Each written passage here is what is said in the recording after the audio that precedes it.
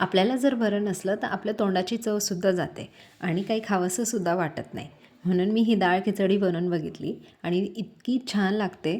तुम्ही नक्की ट्राय करून बघा. जेव्हा बरं नसलं तर आपल्याला तोंडाला नक्की चव येईल. मी त्यासाठी घेतला होता कांदा, टमॅटो, लाल मिरच्या आणि लसूण आणि त्यानंतर मी तांदूळमध्ये मुगाची डाळ थोड्या जास्त प्रमाणात ठेवली होती आणि तांदूळ कमी प्रमाणात ठेवले होते आणि त्याचबरोबर मसूरची डाळ आणि आपली तुरीची डाळ पण मिक्स करून 15 मिनटं भिजू दिली होती. त्यानंतर कढईत तेल घ्यायचं आहे, कांदा टाकायचा आहे, टमॅटो टाकायचा आहे, असं छान परतून घ्यायचं आहे, लसूण पण टाकून परतून घ्यायचं आहे.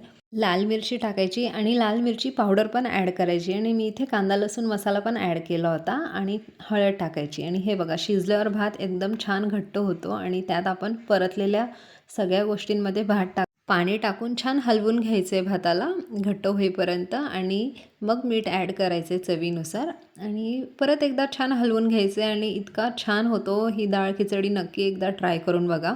जशी आपल्याला रेस्टॉरंटमध्ये भेटती तशीच होती एकदम मस्त. मी गरमागरम खिचडी एन्जॉय केली कारण की मला पण बरं नव्हतं आणि तूप टाकून एन्जॉय केली. नक्की ट्राय करून बघा. व्हिडिओ आवडल्यास लाईक करा आणि चॅनलला सबस्क्राईब करायला विसरू नका. Bye bye.